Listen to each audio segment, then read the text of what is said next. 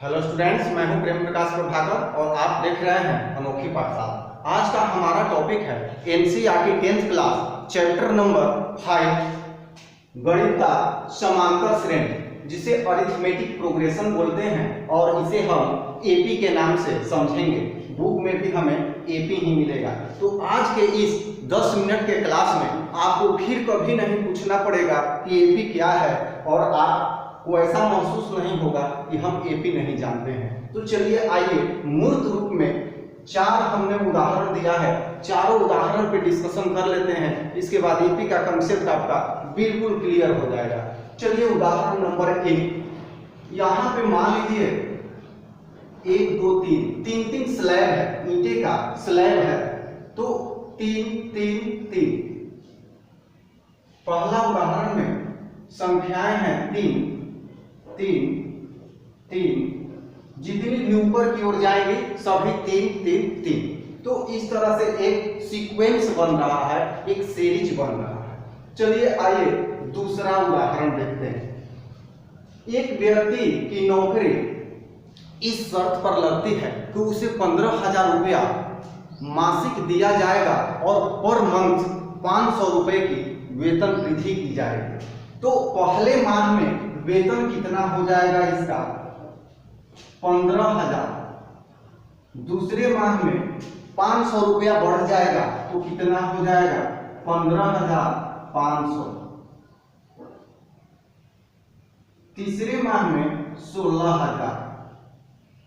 इस तरह से बढ़ता चला जाएगा। चलिए आइए तीसरे उदाहरण पर ध्यान देते हैं। ये सभी लकड़ी के गोले हैं, एक दूसरे के ऊपर सजाना है, नीचे 6 तक है। तो तीसरा उदाहरण में हम देखते हैं कि पहले रो में 6 लकड़ी है, दूसरे में कितनी है? 5 है, तीसरे में कितनी है? 4 है। इस तरह से आगे भी है। चौथा उदाहरण है, एक इस तरह से भवन है सेमिनार का कि पहले लाइन में 7 व्यक्ति, 7 कुर्सियां हैं,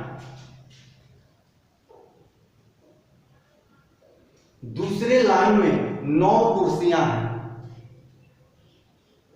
तीसरे लाइन में 11 कुर्सियां हैं। इस तरह से आगे भी और जितनी भी लाइनें हैं कुर्सियां बढ़ती जाती हैं। तो हम 4 उदाहरण लिए हैं, चारों उदाहरण में हम कुछ अलग अलग देख रहे हैं। ये तो एक ऐसी श्रेणी प्राप्त हो रही है हमको जिसमें कुछ भी नहीं हो रहा है, वही अंक रिपीट हो रहा है। अर्थात कहा जाए कि कितना जोड़ा जा रहा है या कितना घटाया जा रहा है, तो हमारा आंसर होगा 0 0। जोड़ा जा रहा है या घटाया जा रहा है। दूसरा क्वेश्चन हम देख रहे हैं कि 500 रुपया प्रत्येक पद में बढ़ रहा है। ये जो है प्रत्येक टर्म, इसे पद बोलते हैं। तो प्रत्येक पद में 500 रुपया बढ़ रहा है। तीसरा हम देखते हैं कि प्रत्येक पद में एक एक घटता चला जाता है। अगर आगे पूछा जाए तो कोई भी कह देगा 3 2 1, इस तरह से। अब चौथा नंबर क्वेश्चन देख रहे हैं कि 7 9 11, कहा जाए कि इसके आगे क्या होगा, तो स्वयं कहेंगे 13। तो इस तरह से चारों उदाहरण में हम देख रहे हैं कि एक निश्चित संख्या अगले वाले पद में बढ़ जा रही है। पहला पद कुछ भी है, कुछ भी होगा, लेकिन दूसरा पद में जितना जोड़ेंगे उतना ही जोड़ेंगे तो तीसरा पद मिलेगा, फिर उतना ही जोड़ेंगे तो चौथा पद मिलेगा, उतना ही और जोड़ेंगे तो 5वां पद मिलेगा प्रत्येक पद में। तो इस तरह से हम देखते हैं कि इसमें 500 जोड़ देते हैं तो दूसरा पद, इसमें 500 जोड़ देते हैं तो तीसरा पद, इसमें 500 जोड़ देंगे तो चौथा पद। तो इस तरह से हम यह निष्कर्ष निकालते हैं कि यहां हमने लिख दिया है एक परिभाषा कि समांतर श्रेणी एक ऐसी सूची है, ये सूची है और प्रत्येक सदस्य को पद बोला जाता है। एक ऐसी सूची है जिसमें प्रथम पद को छोड़कर, प्रथम पद कुछ भी हो सकता है, जैसे इसमें 7 है तो 10 से भी प्रारंभ हो सकता है, यहाँ 6 है तो 12 से भी प्रारंभ हो सकता है। पहले पद को छोड़कर प्रत्येक पद में एक निश्चित संख्या जुड़ने के बाद उसका अगला पद प्राप्त होता है। तो इस तरह से हम देख रहे हैं कि एक निश्चित संख्या या तो जोड़ा जाए या घटाया जाए तो हमें पद प्राप्त होते हैं। तो वैसी जो व्यवस्था है, वैसी जो श्रेणी है समांतर श्रेणी अर्थात एपी कही जाती है। तो स्पष्ट होगा, क्लियर हो रहा होगा आप लोगों को। तो इस तरह से हम समझ गए कि एपी क्या है, अर्थात निश्चित संख्या पहले पद में जोड़ा जाए तो दूसरा पद मिलेगा, उस दूसरे पद में वही निश्चित संख्या जोड़ा जाए तो तीसरा पद मिलेगा। इस तरह से आगे होगा। या पहले पद में कोई निश्चित संख्या घटाया जाए तो दूसरा पद मिलेगा, इस दूसरे पद में वही संख्या निश्चित घटाया जाए तो तीसरा पद मिलेगा, इसमें भी वही संख्या घटाया जाए तो चौथा पद मिलेगा। तो इस तरह से हम देख रहे हैं कि ये जो सीरीज है 4, ये समांतर श्रेणी है। तो स्पष्ट हो गया होगा कि समांतर श्रेणी में पदों में ये सामंजस्य होता है कि कोई बराबर, कोई समान अंक, समान संख्या या तो जोड़ के प्राप्त की जाते हैं या घटा के, दोनों का अंतर सेम होता है। किसी दो लगातार पदों का अंतर बराबर होता है और इसी अंतर को सार्व अंतर बोलते हैं। बहुत ही इंपॉर्टेंट पॉइंट है सार्व अंतर। सार्व अंतर मतलब वही निश्चित संख्या जो पहले पद में जोड़कर दूसरा पद प्राप्त करते हैं और दूसरे पद में जोड़कर तीसरा पद प्राप्त करते हैं, वही सार्व अंतर कहलाता है, कॉमन डिफरेंस कहलाता है। इसे डी से सूचित करते हैं। तो हम इस तरह से देखते हैं, ये हमारा परिभाषा है, परिभाषा को हम देख लेंगे। और अब हम देखते हैं यहाँ पे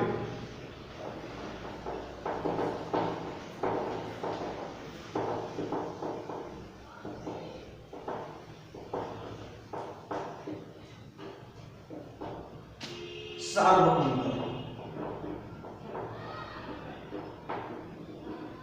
बराबर डी बराबर, पहला में सार्व अंतर कितना है, 0 है। पहला में डी बराबर 0। दूसरा में सार्व अंतर कितना है, 500 है। तीसरा में सार्व अंतर कितना है, आप समझ गए होंगे, 1 है। और 1 क्या है, प्लस की माइनस, घटते जा रहा है तो -1 है। सार्व अंतर 0 हो सकता है, माइनस हो सकता है और प्लस भी हो सकता है। चौथा में सार्व अंतर क्या है, 2 है, धनात्मक। तो इस तरह से हम देखते हैं कि इसमें d बराबर इतना, d बराबर -1, d बराबर 2 सार्व अंतर है। तो सार्व अंतर के लिए एक सूत्र हो सकता है, सार्व अंतर बराबर दूसरा पद माइनस पहला पद, या तीसरा पद माइनस दूसरा पद, या चौथा पद माइनस तीसरा पद। कोई भी लगातार पद का अंतर सार्व अंतर होगा। इसे डी से सूचित करते हैं। अब पद को हम ए से सूचित करते हैं, ये a2 माइनस a1, ये a3 माइनस a1 a2। और कोई भी लगातार, जैसे ये इसको लिखना होगा तो हम लिखेंगे a1 a2 a3 a4 dot dot dot up to infinite. तो समांतर श्रेणी के बारे में हम लोग समझ गए। अब समांतर श्रेणी 2 प्रकार की होती है, ये हम जानेंगे कि समांतर श्रेणी जो है 2 प्रकार की होती है। कौन कौन 2 प्रकार है, ये ऑब्जेक्टिव में आता है। समांतर श्रेणी अर्थात एपी, ये 2 प्रकार की होती है। कई बार ऑब्जेक्टिव क्वेश्चन में आ गया है, परिमित एपी, अपरिमित एपी, परिमित एपी, अपरिमित एपी। तो आइए दोनों में हम समझते हैं कि किसे हम परिमित एपी कहेंगे, किसे अपरिमित। परिमित से स्पष्ट है कि जिसकी सीमा हमें ज्ञात हो, अपरिमित का मतलब जिसकी सीमा हमें नहीं ज्ञात हो। तो आइए देखते हैं उदाहरण 4 6 8 डॉट डॉट डॉट 18। हमने सीमा का अंत कर दिया। A1 A2 A3 dot dot dot A16। हमने सीमा का अंत कर दिया। तो ये परिमित एपी है। अब दूसरा उदाहरण 8 10 12 dot dot dot up to infinite A1 A2 A3 dot dot dot आगे कुछ नहीं रहेगा अप टू इनफाइनाइट अनंत तक। तो ये अपरिमित एपी। तो यही दो एपी के प्रकार हैं। ये बहुत इंपॉर्टेंट है। क्वेश्चन आता है कि परिमित एपी निम्नलिखित में से है और अपरिमित एपी निम्नलिखित में से है। तो हम लोग आज समझ गए कि परिमित एपी क्या है और अपरिमित एपी क्या है। अब आइए देखते हैं इसका व्यापक स्वरूप। एपी का व्यापक स्वरूप हम लोग समझ गए हैं कि पदों को ए से सूचित किया जाता है A1 A2 A3 इस तरह से और सार्व अंतर को D से। तो पहला पद A plus D plus D अर्थात 2D A plus 2D plus D 3D इस तरह से यही है इसका व्यापक स्वरूप। तो ये एपी का व्यापक स्वरूप है। प्रत्येक में डी बढ़ता जाता है। डी मतलब कॉमन डिफरेंस सार्व अंतर। तो अब हम देखते हैं इसके nवें पद का सूत्र। nवें पद का सूत्र थोड़ा सा हम इसका देख लेते हैं कि एपी क्या होता है। nवां पद होता है एन। ए को पद टर्म से सूचित करते हैं और एन मतलब nवां पद। तो होता है पहला पद प्लस जितना पूछा जाए उतना -1 इंटू सार्व अंतर। ये है इसका nवें पद का। n मतलब जैसे पांचवा पद तो A5 बराबर A प्लस 5 -1 एक कम होगा। तो इस तरह से ये जो है nवां पद का ये सूत्र है। अब इन पदों के योगफल का सूत्र। इन पदों का योगफल होता है एस से हम सूचित करते हैं। एस का मतलब सम। तो ये होता है n/2 into 2a plus n-1 into b।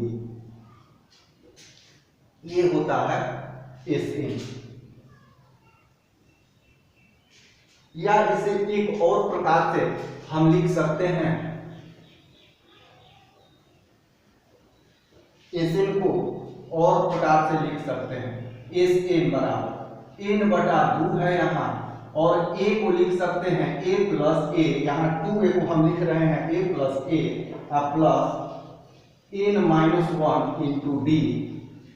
n-1 into d ये बंद हो गया। तो ऐसे बराबर क्या होगा n/2। ये a है और इतना बराबर होता है an। a plus n-1 into d इतना बराबर हो जाएगा यहाँ पर an। तो एक ये सूत्र होता है। एक ये सूत्र और एक ये सूत्र। तो इस तरह से बस अभी जितनी समझ हुई इसी पे हम एपी के सारे समस्याओं को हल कर सकते हैं। उम्मीद है कि आपको बढ़िया से समझ में आया होगा। अगर थोड़ा सा भी समझ में आया हो तो हमारे चैनल को सब्सक्राइब करें और अपने दोस्तों में शेयर करें। धन्यवाद।